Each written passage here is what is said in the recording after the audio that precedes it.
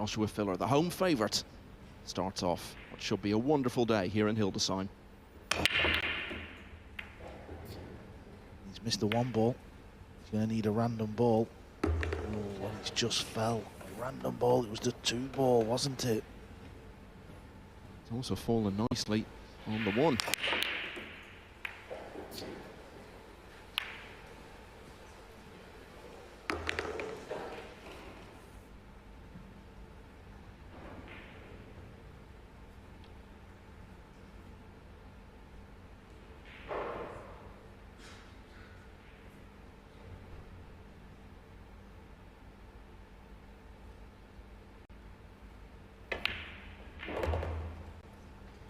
Nice little opening pot. He would have liked the cue ball a little bit further out into the centre of the table. That would have meant the 3 ball pot that he's about to take on would have been a little bit easier. So this is an early test.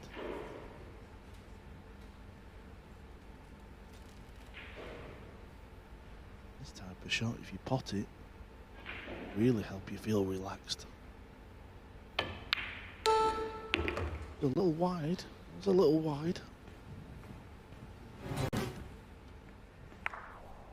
You saw it last night, even with the stroke of fortune that Gorst had. Golden break with the very first shot of the match and got him off and running. And by the time Ocean registered at all, Gorst already had 6 racks on the board. No golden break here. But a run out from the break is perhaps even better as a confidence-building measure. Joshua Fedor leads Copenhagen by 1 rack to 0. 1 already in the books, and it's gone the way in a very clean and swift fashion in favour of Fedor. He breaks in rack 2.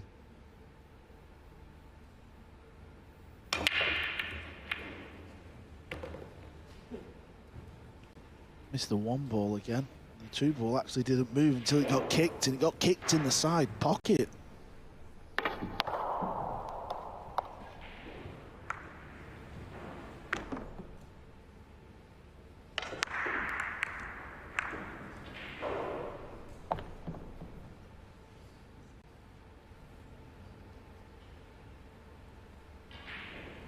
Another tester, cue ball's near the rail. It's long. Position should be fairly natural.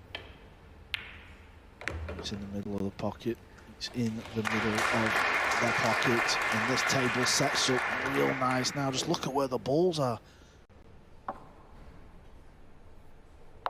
You know, a couple of years ago, we often saw players not get a shot until about the 5th or 6th rack of a match.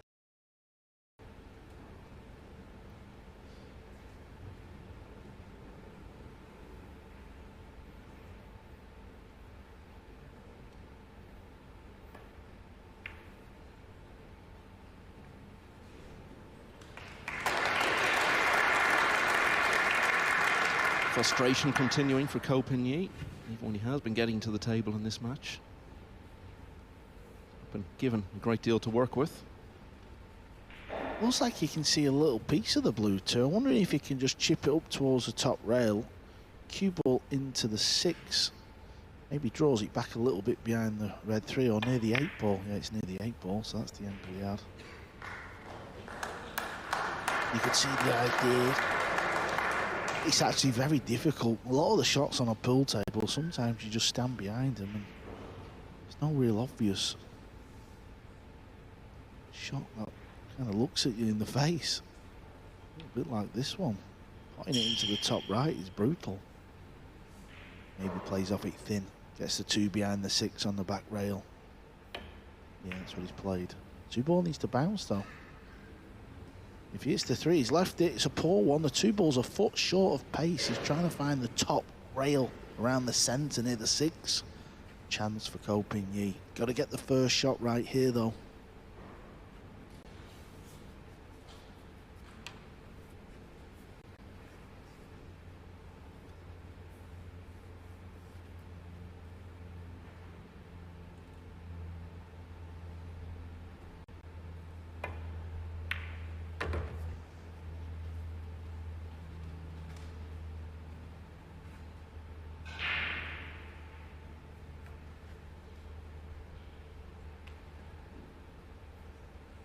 not ideally where he would have placed it.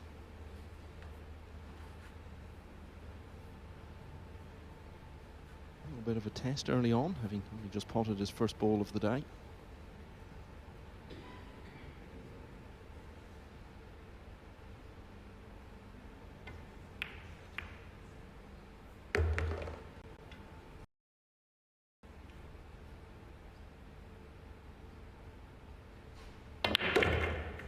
Watch out centre pocket. Watch out 7-ball. Yeah, he just knew the angle wasn't quite there to come down table, miss the 7, to play the 7 up into the top left. He's had a fortunate roll there.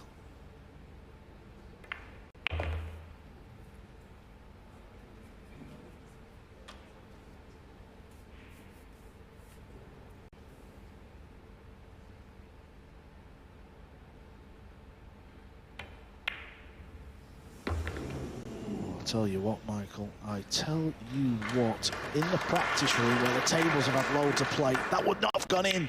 So Fedor finally made the one in the side off his break, but all it led to was an exchange on the blue 2. It went the way of Kopin, and from there he saw out the rack. Fedor leads 2-1.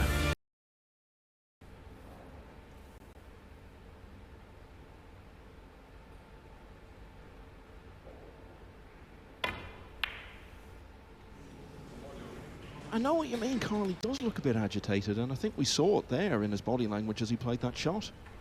Well, we've seen it on the 8-ball. That, let's be honest, shouldn't have fell, and this should never fall as well. And if these balls do fall, it's just because everything's just so new. So you have this slide on the ball. It doesn't kind of grip the rail the same when the cloth's a little bit older. That's gone a little bit wrong. Now he's got a little thin one, hasn't he?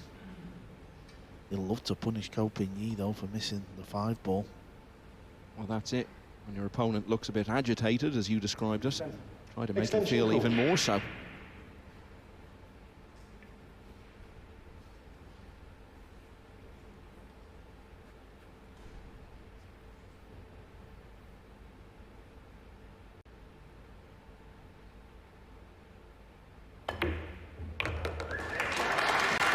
Needs this to bounce. He's great pot, but he's lost the cue ball. Well, a couple of options here. It's a brutal pot into this corner pocket here. What you can see, the one that he was trying to play on. The 7-9 would be very wild indeed. He's going for the bottom right corner. Oh, nice.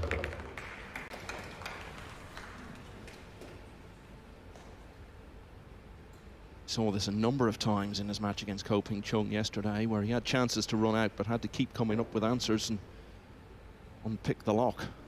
Did it over and over again.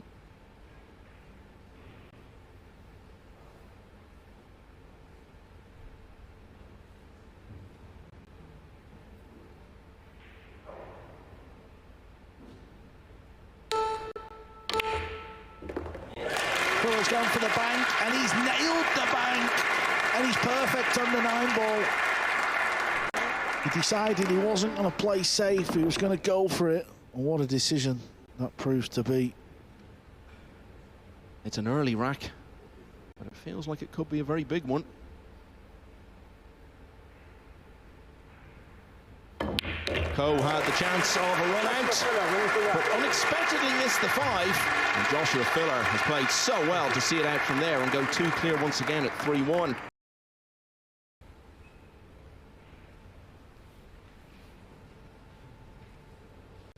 No, he was just having a little look to see where the 9 would go. He sends the 1-ball into the pink 4. I think he's trying to play the bank into the bottom left corner. He's obviously trying to play a good cue ball somewhere as well, because he's not going to just rely on making this shot. So he's trying to play a 2-way shot. He's looked at it. I hope he plays it, because this could be fascinating.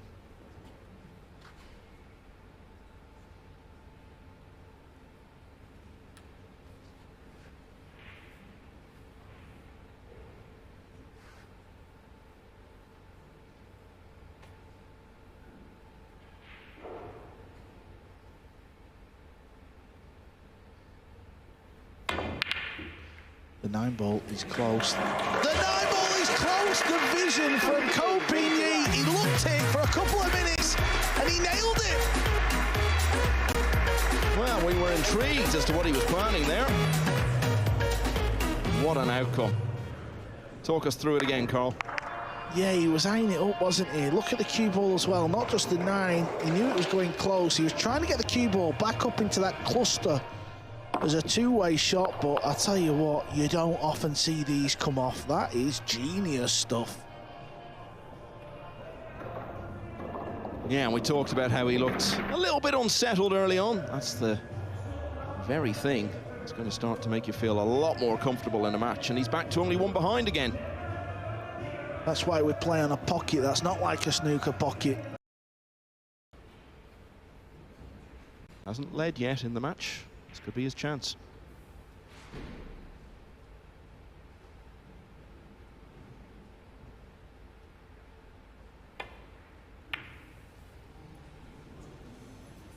It's another long one that's gone wrong. I just thought maybe he'd settled down now. I thought he would have been okay after the last couple of racks. Fedor was out of his chair so fast, relishing this chance to reassert himself in the match.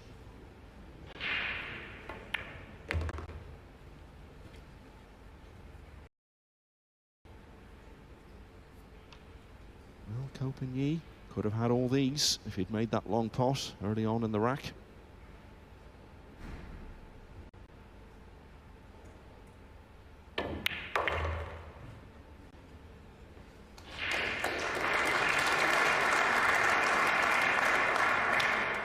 But after that shot, it looks inevitable. This is going the way of the German.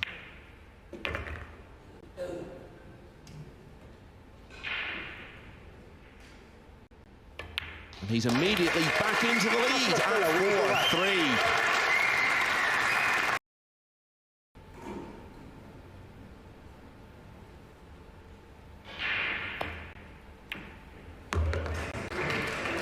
4-3. Unlike Filler, he relishes the challenge of the difficult long pot. He loves it. Yeah, there was a brief moment of anxiety there. You could probably see he was just a little concerned he might run into the red 3 on his way to the rail. Managed to get by it. Bounced off the rail. Sets up nicely now on the red 3. Now he's a lefty, so this will be a bit of a stretch.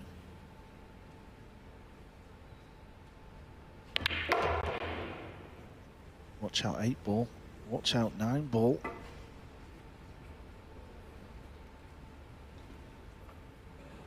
He's signalling where he wanted the cue ball. He didn't really need to get close to the 5. It was never really going to make it any easier. He was always going to be left with a thin cut.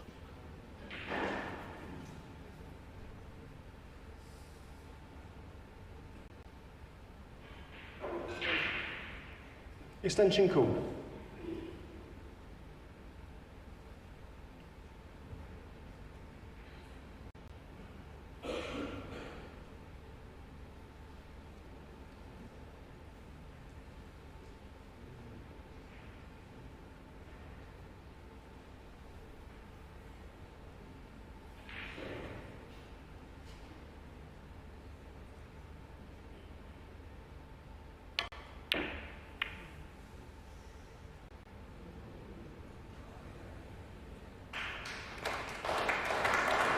You might be thinking he's got away with that, but it was a smart shot because he knew the cue ball would stay there. He also knew the 5-ball was going to hit the 7. He took a gamble, hitting the right side of the 7-ball would always send the purple 5 over towards that right side of the table. He had the 9, he had the 8-ball, and possibly the 6-ball, the green 6, to stop the pot. If he hits this full, he may pot it. Oh, good effort.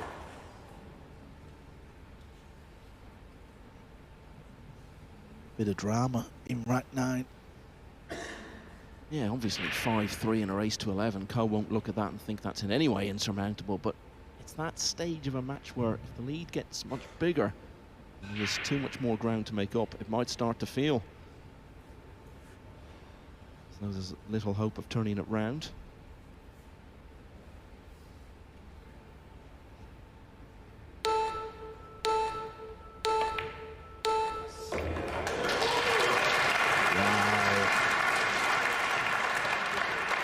how good is Filler at these type of shots. Look how thin this is. It's a dreadful cutback he's faced with. Goes in the middle.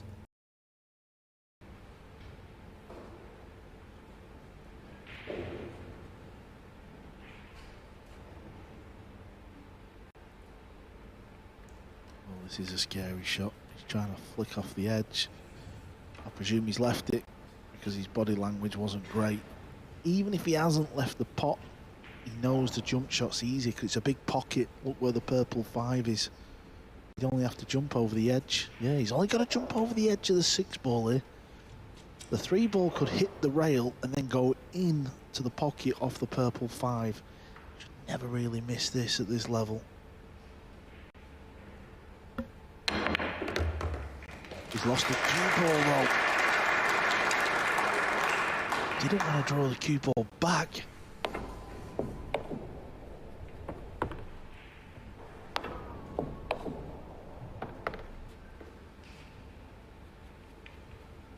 Well, it's definitely getting to the point of a must-win rack. Extension called. 7-4 or 8-3 just feels like worlds apart, doesn't it? Especially when it's winner breaks, because if it's 7-4, Cole would have the break.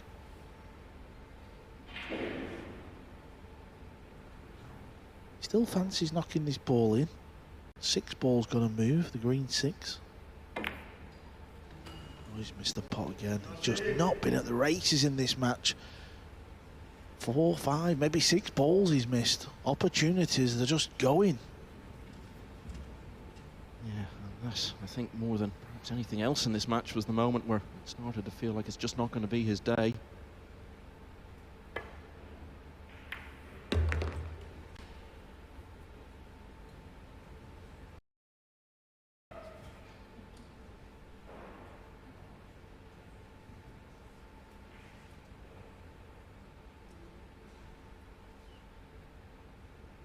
Because the 2 ball's so close to a pocket, playing the push is hard. He's trying to go off the top rail and kick this ball. Oh, he went into it. He went into it. Look at this. It's been unfortunate if he's left that little gap, but it was a good effort. A World Masters win last year was the start of a pretty solid summer for Ko Pin-Yi. To the semi-finals of the UK Open soon after, quarter-finals of the Spanish Open. He did win a ranking event late in the year in Singapore. And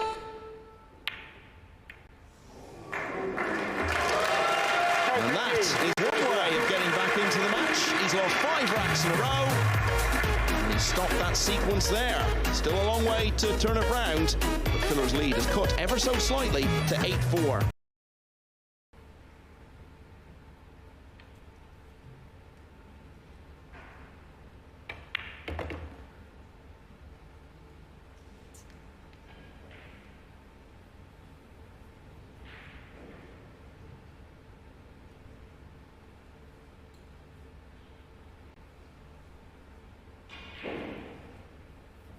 It was the last of the Gibraltar era 2 years ago for this tournament when Joshua Filler won it for the only time so far. Oh, never mind that for a moment. What's gone wrong there, Carl? Well, I thought there was an issue with the TV for a moment. Just pushed it into the short rail. Been so reliable in this match. That's his first missed pot, Michael. Yeah, and many of those that he's got were much greater difficulty than that. Potentially very big moment here if Ko can win this. Get back to 8-6, but just as I say that, he's run aground.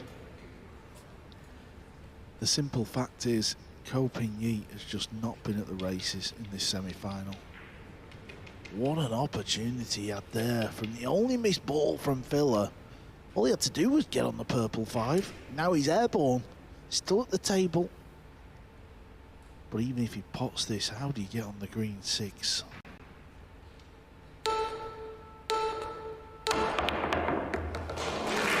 Yeah, the crowd are acknowledging the jump shot, and rightly so. But he still isn't on the green 6, but he is at the table. Look at the ball bouncing away there as it flies into the pocket.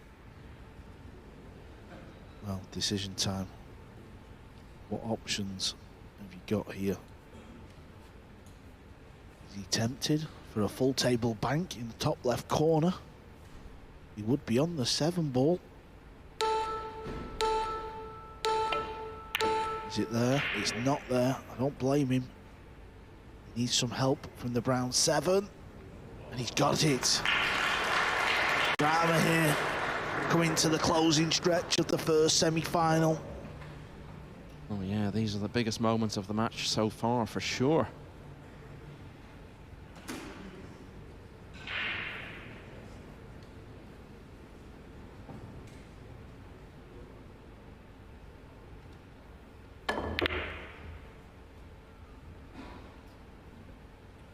Gonna leave a pot.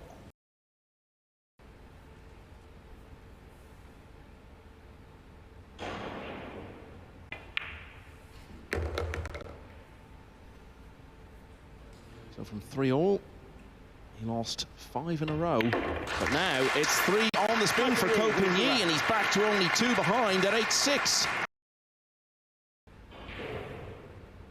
He may have to play the cross bank.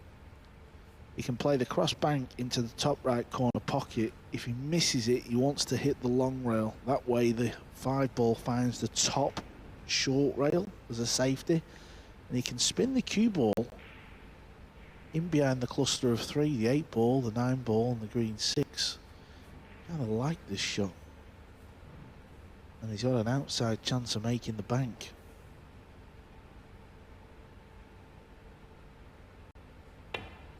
So he's played. Oh, and he stayed over the pocket. Another roll, another little bit of spin. That have fell. You could see the 5 ball was spinning off the new cloth. Have another look.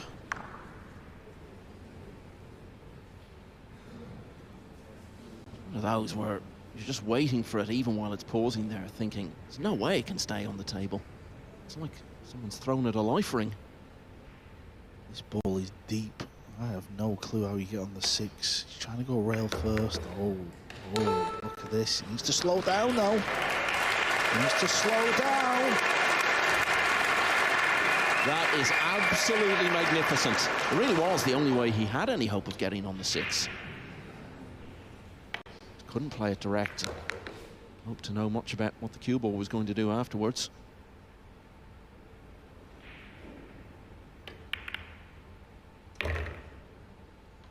The 8 ball to stop because he doesn't want to cover the pot, which he hasn't. What a twist and turn we've had in the last couple of racks in this match.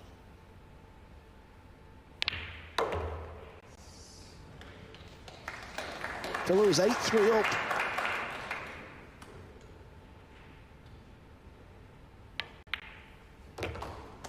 Yeah, it's been an eventful 20 minutes or so, but none of that will matter to Fedor in the end if he finds himself in the final. And now the winning line is starting to come into view. He'd lost 3 in a row, but Fedor goes 3 clear again at 9-6. This just demonstrates how much pressure and how ruthless Nineball can be. Because if you have opportunities like the one Fedor has now and you don't take them, you can be severely punished. Because at 8-6, Ko Pin-Yi had a chance. He hooked himself on the 5 partially. He missed that cross bank. Fedor played a genius positional shot to get on the 6, and now he's about to record a break and run to get on the hill.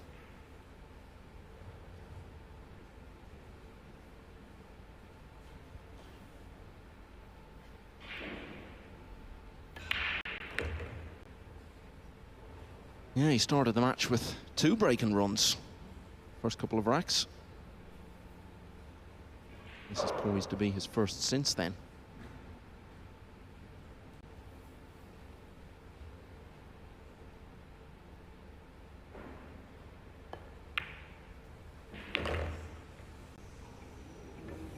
Well, he's making slightly harder work of these last couple of balls than we would have expected. Still be quite a shock if he didn't pot this 9.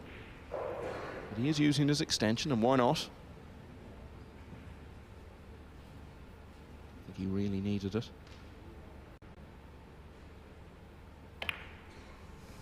The 9 wriggles in, and Joshua Filler with a very swift 16th rack gets himself to the hill.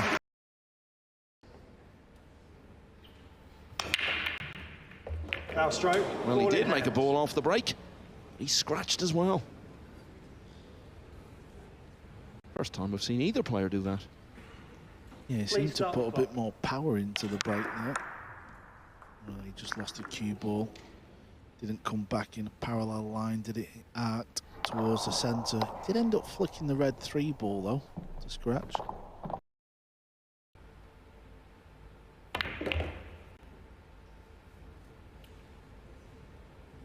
Ooh, just slipped past the 9.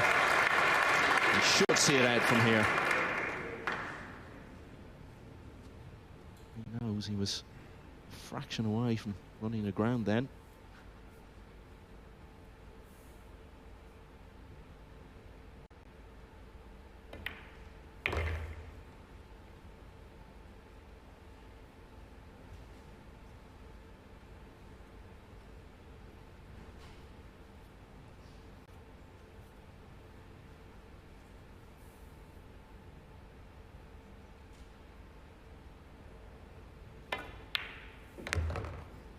So, first scratched break of this semi-final. Ron Filler gave the chance to Ko Pin Yi, and he has availed of it to stay right in this match.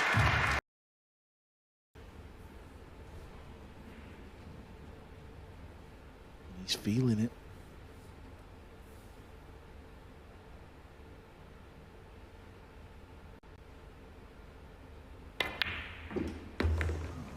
The sort of shot that tests your nerve. I think we saw a little bit of that in evidence in the way he played it, but it's wriggled in, and he's on the 5.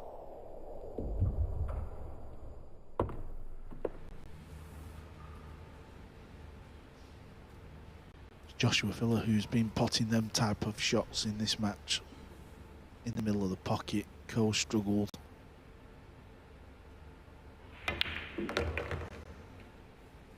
Couldn't avoid rolling into the 9 ball there, so he had to use the edge of it. Now this is the sort of shot that earlier on in the match,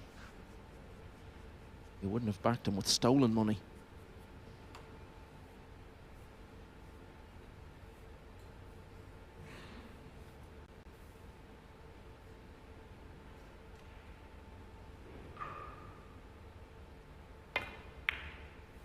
He's looking at a different player now, and that should open the door to getting back to 2 behind.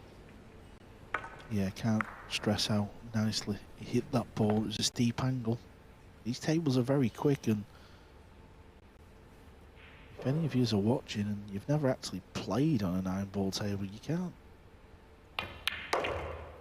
you don't realise how big the balls are. So the spin and the speed of everything is magnified. Well, we said it, didn't we? When he had the chance, the previous rack, if he could win that, get the break back, then win that rack, suddenly it's 10-8.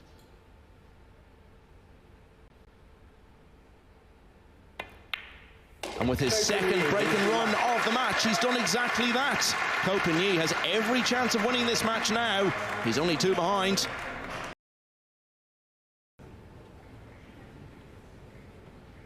Got to hit the 1 ball full, so it's not easy, but it's definitely on.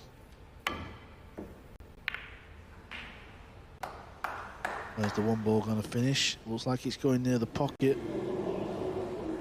It's right over it, but the 8 has intervened.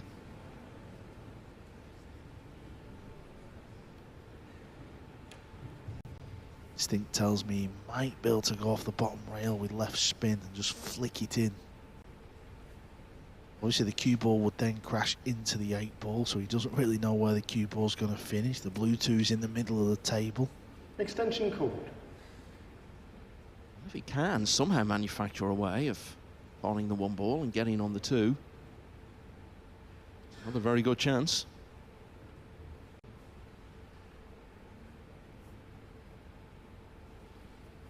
Intrigued to see what angle he's faced with here. Behind the pocket.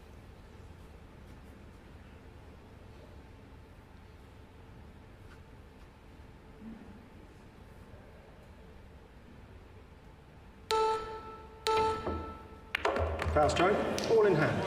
Oh, and look at what he's left now.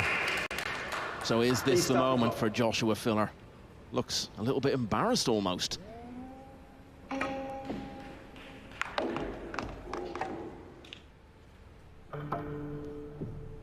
Well, if that is to be the end for Copigny, at least he's gone down swinging. We've talked so much over the last couple of years about Joshua Filler's quest to win one of these big, big titles in his home country. He's had plenty of opportunities.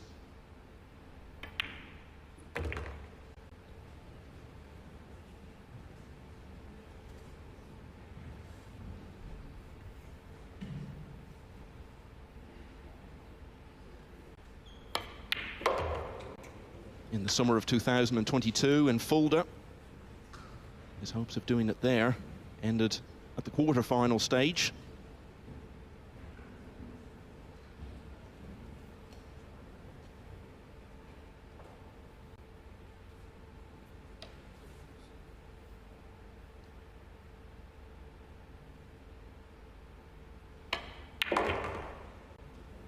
Back in Fulda in 2023.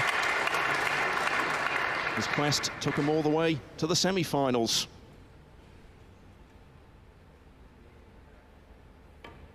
Yeah! And now in Hildeshiem in 2024, he will contest the World Masters final.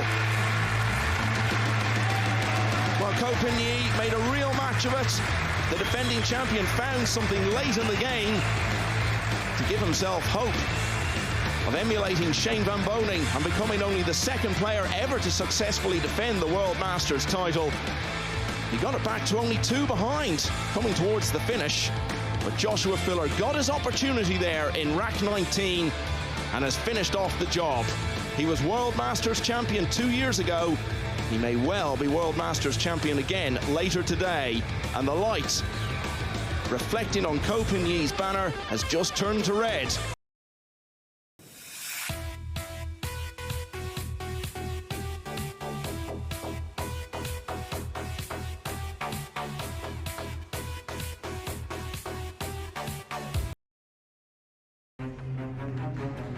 And so, after all that, we're just about ready to get underway.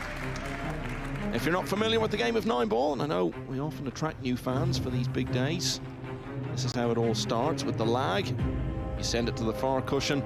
Whoever brings it back closest to the near cushion wins. And that is probably, JJ, the greatest lag I have ever seen. Well, the one that lost wasn't bad itself, right? Well, that's what I mean, the combination of the two of them together. I've never seen it like that. Yeah, if that tells us anything about what we're going to get to see here the next hour and a half, 2 hours. Don't turn to the channel.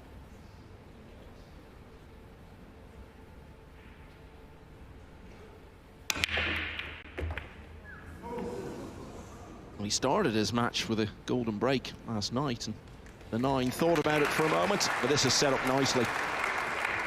Yeah, last night, like Michael said, a golden break to start, but of course you always take that, putting one on your side, but getting a break like this with an easy opener and a lot of balls you can start to get to shoot at and get the arm going under pressure, it's almost worth as much as that golden break. Fedor goes to break, leading 1 rack to 0. There was a combination that Albin played after a missed kiss shot on the 9 by Jayson, and Albin a little unluckily scratched after making the combination on the 9. That really got Jayson going. Watch out, cue ball. Foul shot. He's made 2 on the break, and really look at the blue 2. It was wide open, so kind of feel like he may have put another break and run together without that kiss on the white rock. I think the day match here, and of course, both the semifinals during the day, but I think that's going to help Jayson.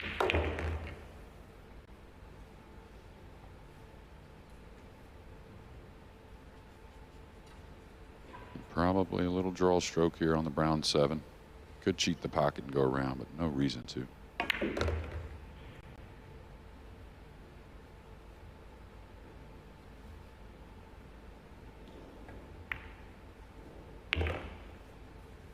Well, this looked inevitable, didn't it? Once Gorst scratched, gave up ball in hand. Very quickly we've arrived at 1-all. Yeah, now that you pointed out, actually, it's definitely true. Well, what happens is, good effort there, holding the cue ball. That's about all he could do and take his chances where the blue 2's going. But the difference is these are the best in the world, the top 14 plus a couple incredible wild cards. But they recognize when the kick shot has more value than the jump shot. You know, even down the road a little piece with the players, some of them fear not hitting the ball, and so they'll go to the air a little quicker than others. All right, he missed a shot in his first match, very similar. Maybe the ball he's missed the worst the entire week, going into that right middle, coming off the back rail.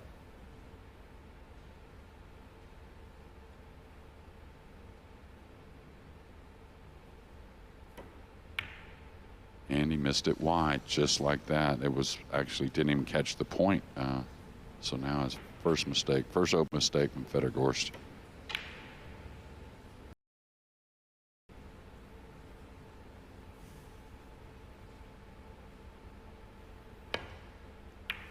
Carl Boyd said he's known Jayson since he was 10 years old. I tell you, I would have liked to seen Jayson as a kid. I think it would have been a fun day, 24/7, really. He didn't have that American twang in his accent back then. It was all Glasgow, I'm sure. I believe it, but just kind of feel like he's one of those players that when the career's done, there's going to be a big story about his life, and may start at 10 years old in the pool room. Jayson Shaw didn't get to the table in the opening rack. He's been handed 2 very good chances to clear up and win in both of the next 2. And he's delivered both times. So Shaw leads for the first time, 2-1. Just 3 of them are still lit in the original colour.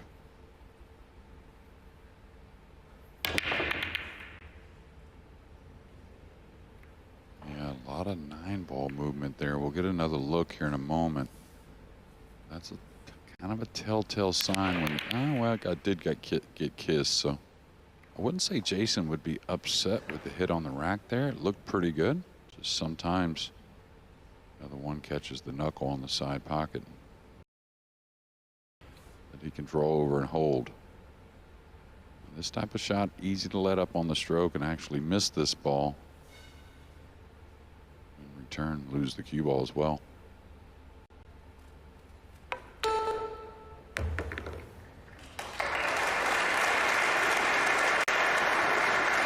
With a dry break from Shaw, handed Gorst the opportunity, but this was far from straightforward. It's been very impressive stuff. The hard part is now done.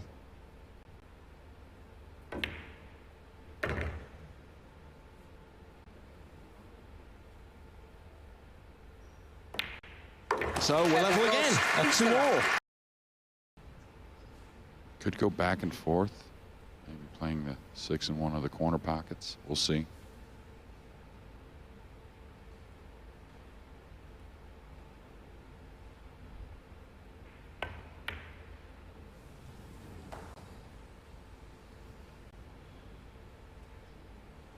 Yeah, knowing Fedor in his game, almost all the players have a little pause at the cue ball prior to the final swing, and he had one there, but it wasn't as normal where he settles it a bit longer. And of course, that wasn't an easy shot, especially with the cue ball in mind.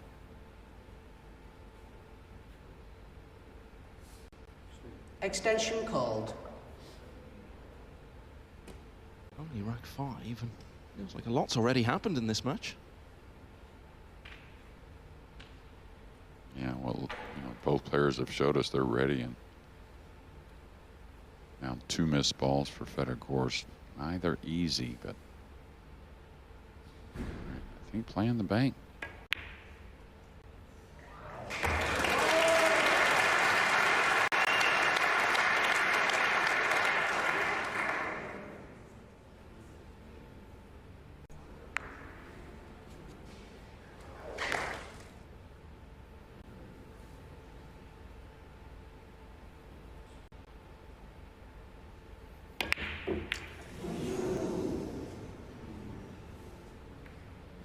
Quick with the delivery there, and once you get on the slick table, adding just a hair of left spin, you get a little more deflection on the cue ball, and a rare miss on what would say that type of shot for Eagle Eye.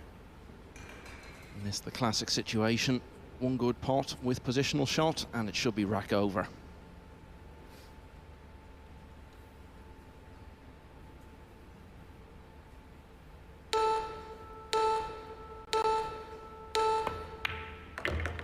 Was under a bit of pressure there, didn't have an extension left to use. But played it to perfection nonetheless.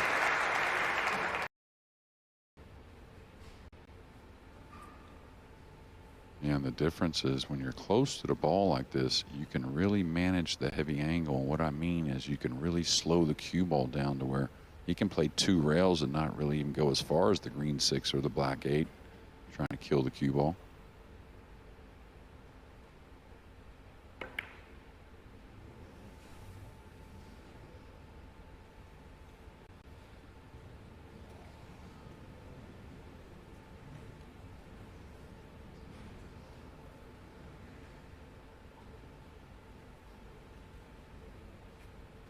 Now, I don't know. I'd have to be really convinced of this swerve shot, because kicking behind the pink, I believe Jayson's the favorite to pocket the 2. Extension called. I understand this very well, and you get a good feel, and you feel like you're a favorite this way as well.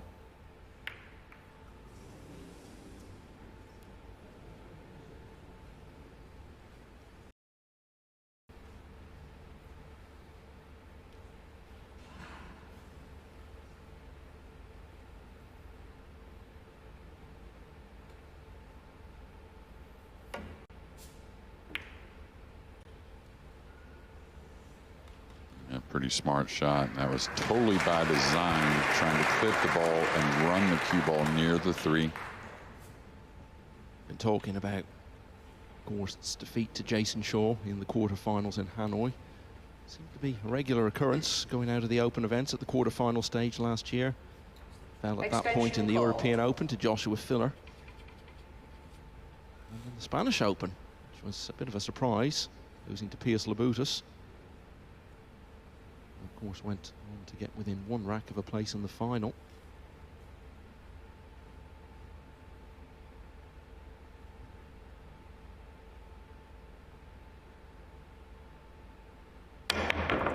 Foul shot. Ball in hand. I was going to say that, you know, the shot kind of exhibits why he's the best, trying to fly and land on the 2. Maybe a little let up there, and it's easy to do, especially you're always worried about maybe flying the ball off the table on those types of shots. But I know he likes to play a lot of golf, but he was told to cut back on that because of the back problems he's been having. As a result of that, he's been spending a lot more time swimming, and he feels so much the better for it. A little off here. He's got, I wouldn't say a heavy stun, but definitely one he's got to get into a bit, coming 2 rails. I like this bit of extra time. Why not use it?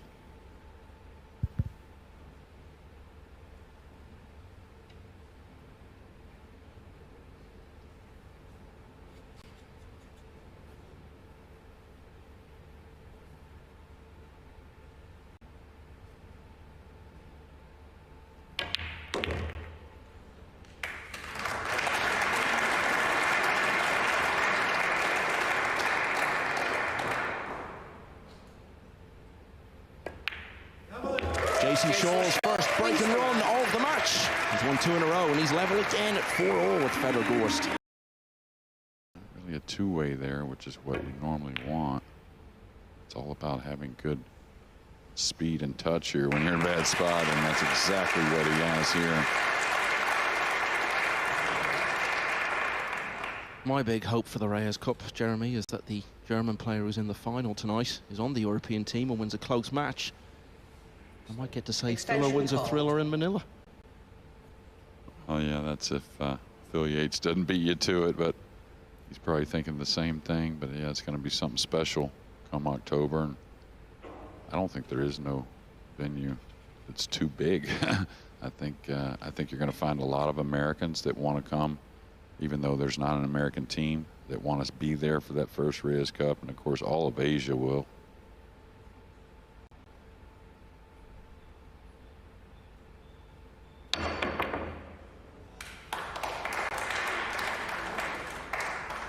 Considering he'll take that, and how good is he with the jump cue, and how confident is he to be able to go at that ball just having a portion. Any miss hit, he may whiff the 2 or go right into the brown 7.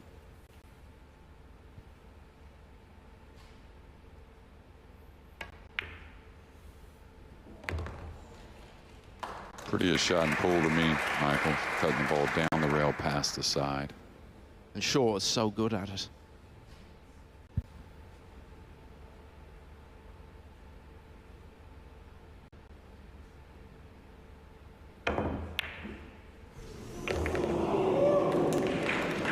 Feeling that was very pretty for a moment, and it was always likely to wriggle in, and it has. Yeah, and I think that pocket in particular, we've seen the scratch from SVB, the 4-ball that I believe it was SVB that got down against Duan Kwai. That's right, and just that sometimes one pocket plays a little more generous than others.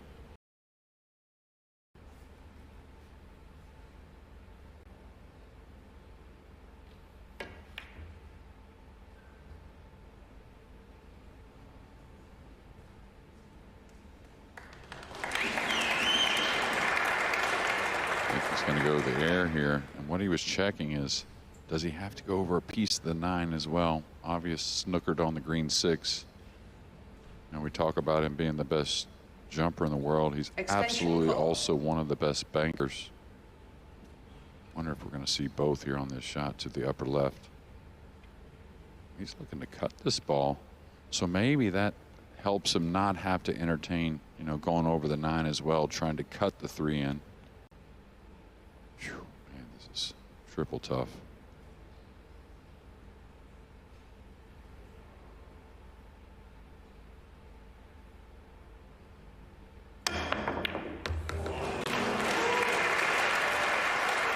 He's going to get a nice shot here on the pink, considering that's a bit more of what I was talking about earlier in the week with players, and of course the 14 ranked players here and the 2 wild cards. You know, some get in situations, Michael, and they play not to lose. Others play to win, and you could certainly see it there. So you're going to make the most of it and then move on to 24 and so on.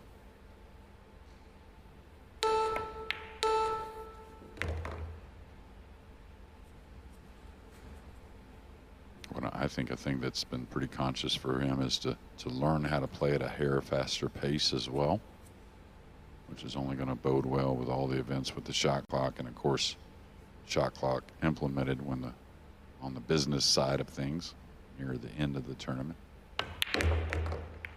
Oh, wow. Yeah, nice way to close it out. Hadn't had a break and run since the opening rack. He's had one there, and Gorst leads again at 6-5. Looks a touch embarrassed about that. Yeah, turned to Jayson with a bit of a smile and wanted to come tight because he didn't want to get long on the brown 7.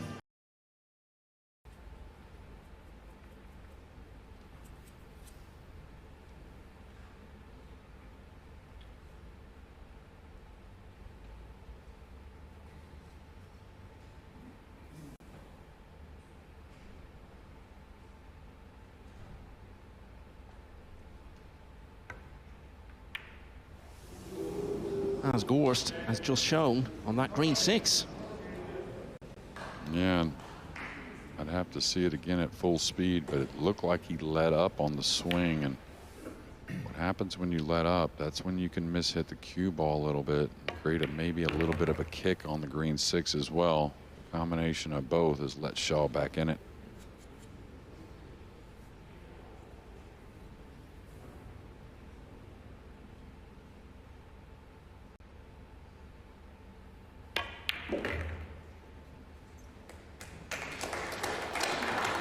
That's as close as Gorst ever comes to looking furious with himself.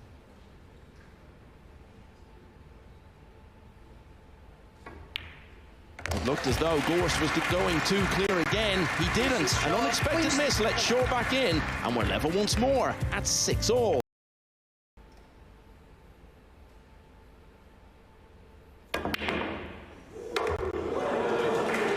Wow. Have you ever seen a shot like that? It reminds me of the one last night. Yeah. On the fluke on the 9. Missed the pocket, but a ball disappeared quickly 2 rails in the opposite corner. Traveled a lot more distance though, didn't it? Yeah, and you know, Gorst is going to look at that as far as, hey, I made a big mistake on the green 6 in the last rack, and whatever punishment I get from here is a little bit on me. But you could see, just like last night, though, when he really needs the power, it's like he's almost overamped a bit.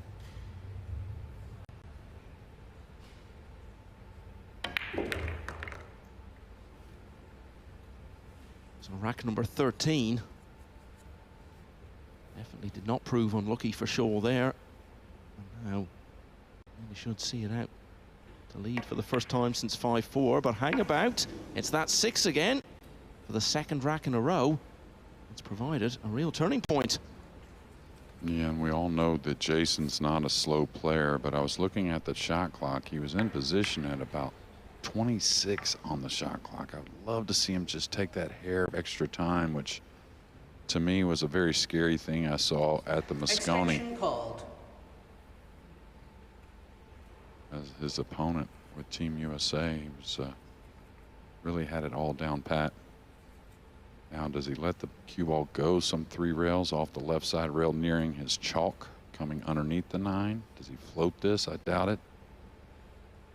This is a little in between.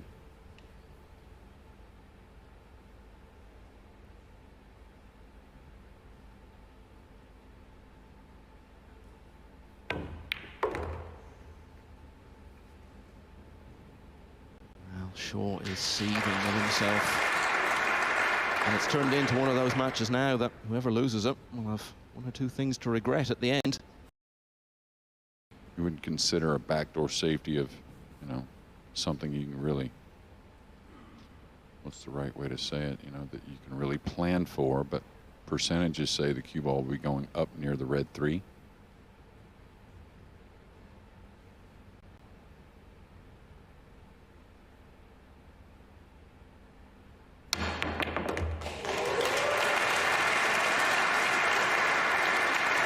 Dug on that ball so much that he actually kind of killed the cue ball with the draw. You see the backspin.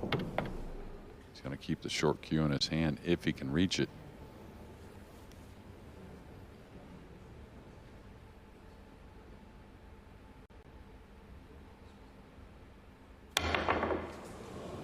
Foul shots. And that's 2. He's kind of let up on a hair. 1 early that was triple tough. Uh-oh, this is going to come up the rail.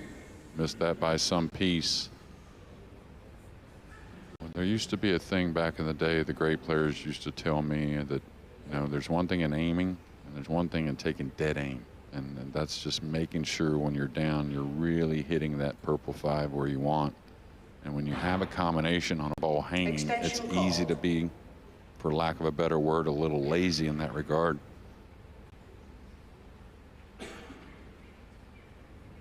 Should be a 2-rail safety behind the 9, chipping off the left side of the purple. All right, this has got to have good speed. It's going to come open.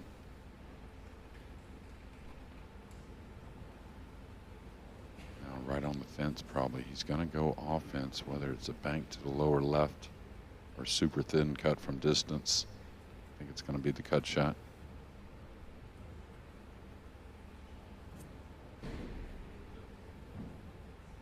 Well, this cue ball on the slick table is going to be possibly coming near the right middle, I think.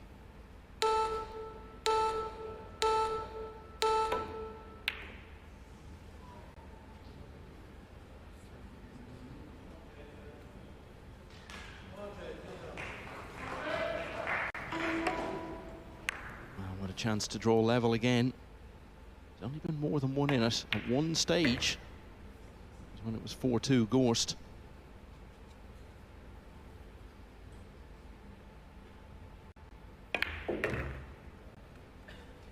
It's been some great pull at times, but definitely riddled with some mistakes. And we're level yet again. It was 1-all, it was 2-all, 4-all, 5-all, and 6-all. Now they're level once more. 7 racks each.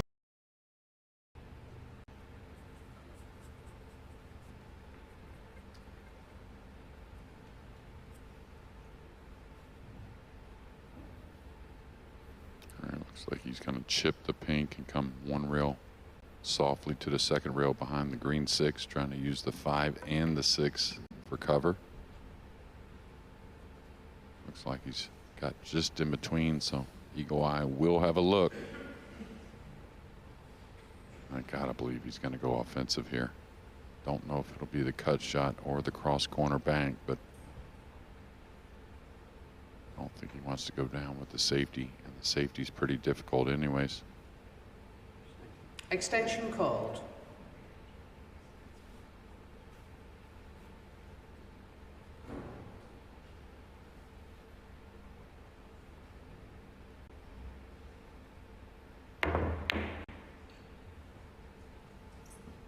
Really shocked he elevated there versus just leveling out and trying to somewhat roll the bank in.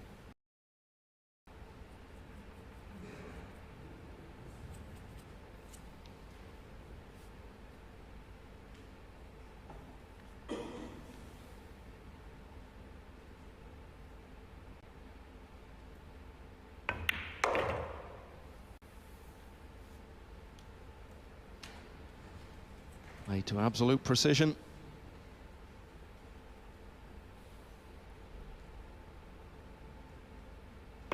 And at last, someone has a bit of daylight again. It's Fedor Gorst. He leads 9-7.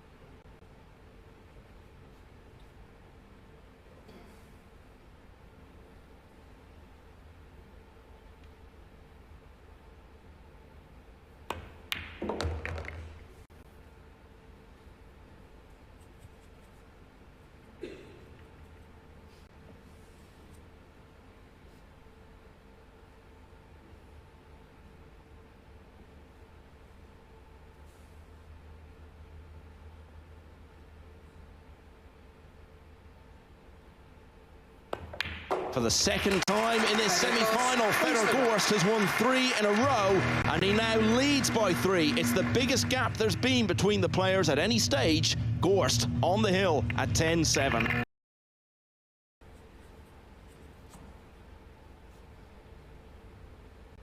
Five balls away from a shot at a real sense of redemption tonight.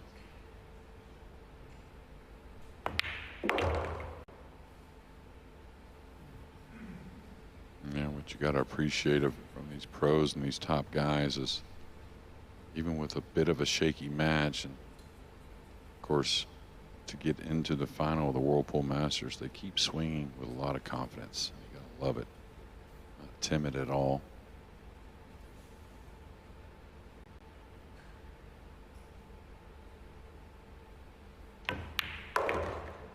We talk about it so often in all sports. The great teams and the great players come with the big finish when they really, really need it.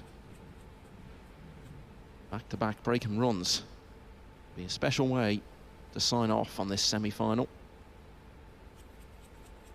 Yeah, it doesn't have to get totally proper on the 8 here. Little off angle on the 7. You can see, does he go to the rail? Does he just pinch it back? Maybe works the cue ball off the black to the 9. Okay, struck it really well. And Shaw must be losing hope now.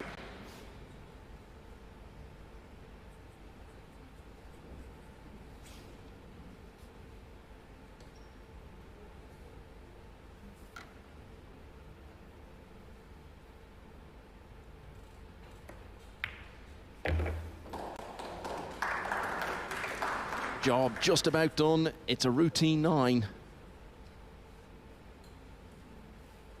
Set up an appetizing final. Fedor Gorst from 7-all has pulled away with 4 racks in a row to defeat Jayson Shaw by 11 racks to 7, and he'll be back on the table in a couple of hours' time to play the hometown favourite Joshua Filler in the World Masters Final.